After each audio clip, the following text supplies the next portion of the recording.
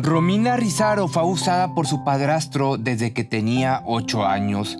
Tuvo un hijo producto de estos actos, a lo que siguieron varios intentos de quitarse la vida, pero logró reconstruirse como sobreviviente. Investigando sola y descubriendo las mentiras familiares, encontró a Marcos y ahora madre e hijo pelean juntos para lograr justicia. En el video de hoy te voy a contar la historia de Romina, una mujer que fue agredida y de esto quedó embarazada y al nacer el bebé la separaron. 20 años más tarde, después de reencontrarse madre e hijo, los dos luchan para hacer justicia contra sus agresores.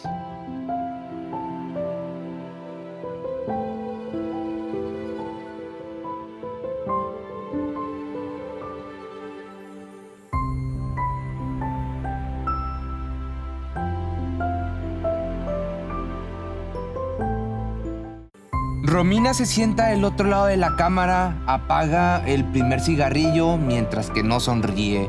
Tiene 41 años y es la primera vez que va a contar públicamente lo que le hicieron en su casa cuando era una niña. Toma aire para intentar calmarse y dice que sí, que está lista. La pregunta de su entrevistador es ¿qué te hicieron? Y la respuesta quema mientras va saliendo. Mis padres se separaron cuando yo tenía 5 años y mi madre, o bueno, si se le puede llamar así, se junta con un hombre que me empieza a abusar a partir de los 8 años. Y así es como arranca Romina mientras la garganta le tiembla y como en caja de resonancia la voz también. Pero busca aire otra vez y sigue. Fueron 5 años desde que empezaron los abusos que fueron duros, realmente duros. Empezó con manoseos, calculo que así empiezan todos. Después me llevaba a dormir la siesta y cuando me quise dar cuenta ya existía el abuso. Mi madre no hizo nada y a los 13 años quedé embarazada de Marcos. Esto que te estoy contando son literal las palabras de Romina. Era el año del 93, Romina iba a 7º grado.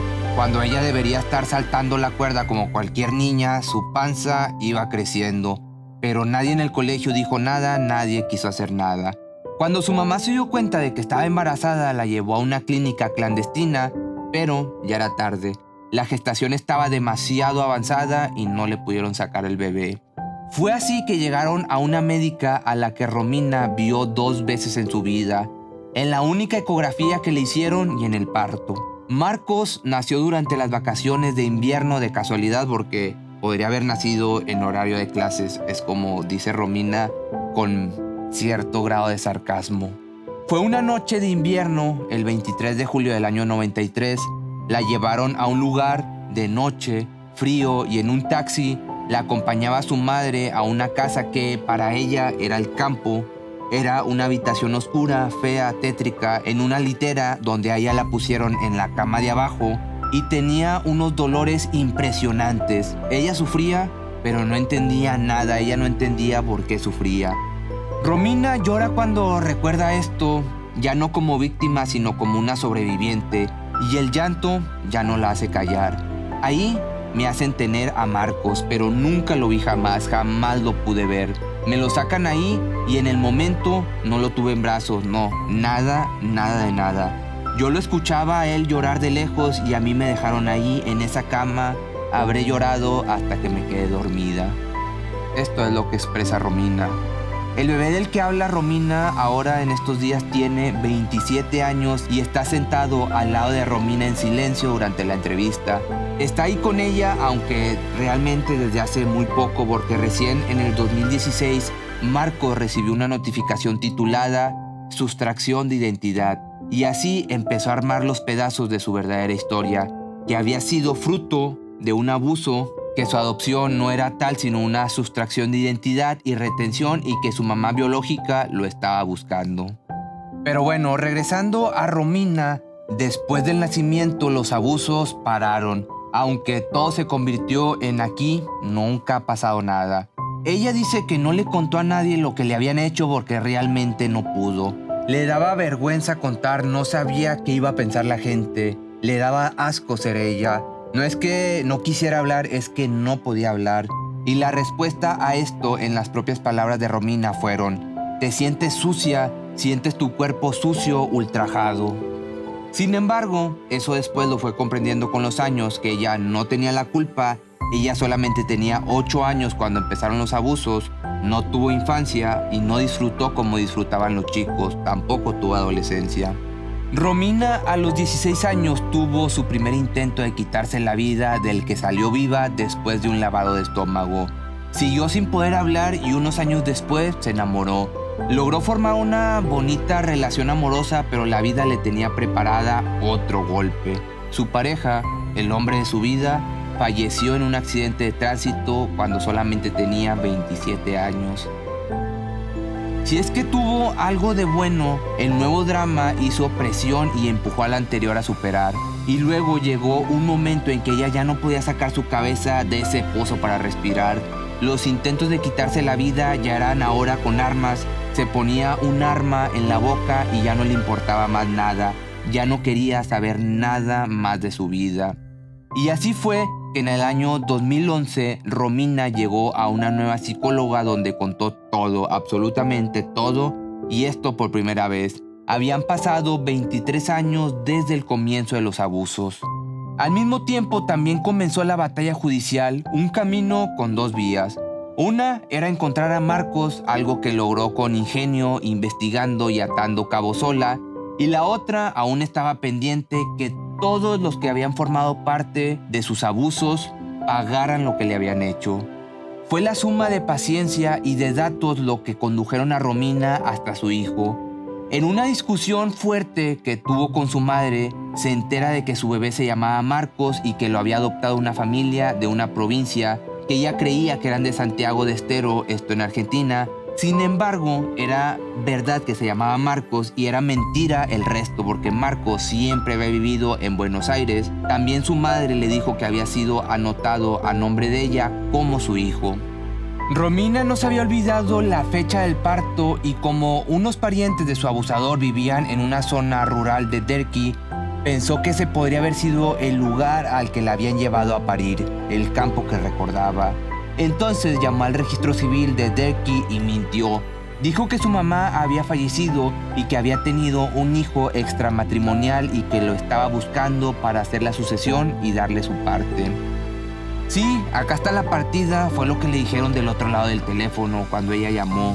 Ella dice que no sabe si tuvo suerte o algo la guió, pero le dieron datos que no tenía. Su hijo se llamaba Marcos Lucas Ramón Ontero y con ese papel y esos datos Romina hizo 3 cosas concretas. La primera fue hacer la denuncia en la fiscalía, la segunda entrar a Facebook a ver cómo era y aún a pesar del miedo de ver en la cara de su hijo la cara de su abusador. Y la tercera, pedirle a una amiga que lo llamara con cualquier excusa para escucharle la voz. Así que fueron 2 años dando vueltas, pero en marzo del 2015 fue a preguntar otra vez y se encontró con que su causa estaba encajonada. Se iban pasando la pelota de juzgado en juzgado, pero Romina volvió a la carga. Como los datos de la médica estaban en la acta de nacimiento, la buscó en Google y se fijó dónde trabajaba y anotó de puño y letra su matrícula. Presentó otra denuncia y se enteró de que la causa estaba ahora en el juzgado número 1, que sí prestó atención al tema y que empezó a mover los hilos. El juez entonces ordenó el cotejo de ADN para determinar si Romina y Marcos eran madre e hijo. Marcos, que en ese entonces a comienzos del 2016 era un joven de 23 años, que estos mismos 23 años creyendo que su madre era otra mujer. A él le habían dicho que era adoptado y que era el producto de una aventura que había tenido su padre con una chica. Pero el resultado de ADN fue 99.9% afirmativo. Eran madre e hijos biológicos, así que se vieron cara a cara por primera vez en el juzgado y juntos, 2 desconocidos hasta ese momento, fueron a tomar un café. Su primer encuentro fue de todo menos cálido.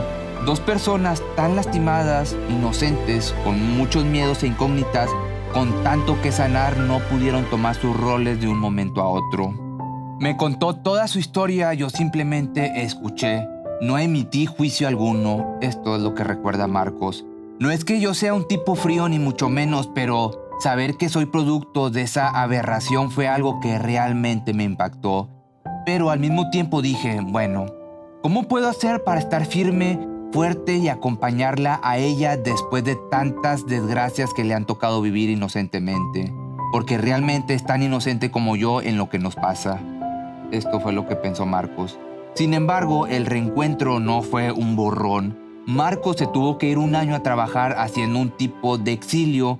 Un año donde pensó dónde estaba parado, qué necesitaba y sobre todo qué necesitaba ella. Que finalmente la respuesta fue clara: justicia. Marcos dice, los dos tenemos los mismos proyectos, queremos ser felices, queremos disfrutar, queremos terminar esto de una vez por todas. Que paguen los que tengan que pagar, que paguen el daño que nos han causado. Sin embargo, con el paso de los años, el abusador ya no vivía y en esto no hubo nada que hacer. Pero sí por la sustracción de identidad. Son 3 personas las denunciadas.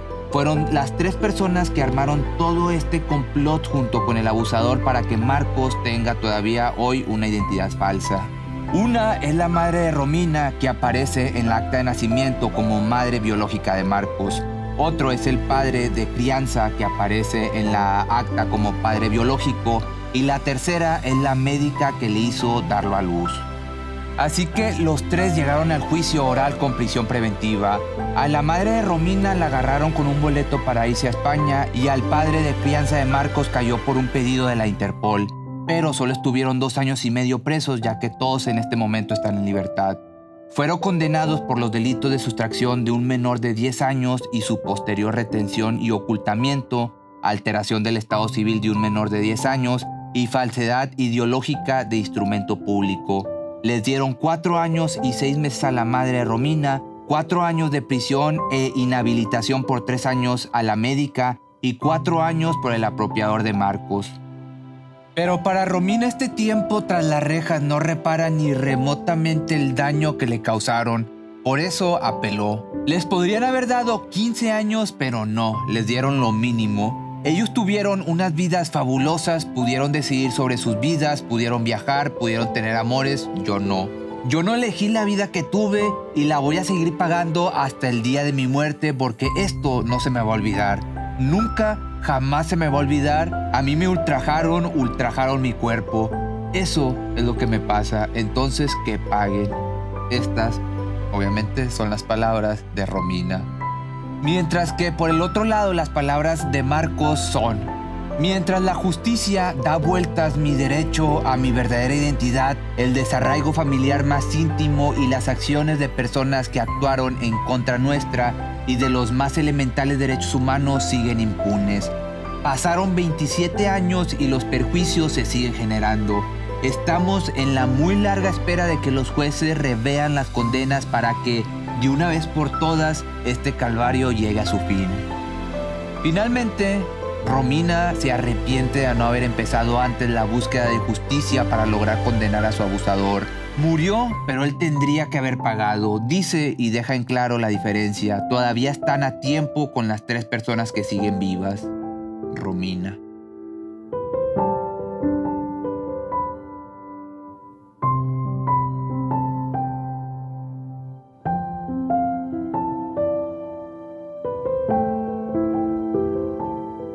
Verdad eso, dicen que no pueden hablar porque tienen vergüenza. Entiéndanlas, sépanlas comprender.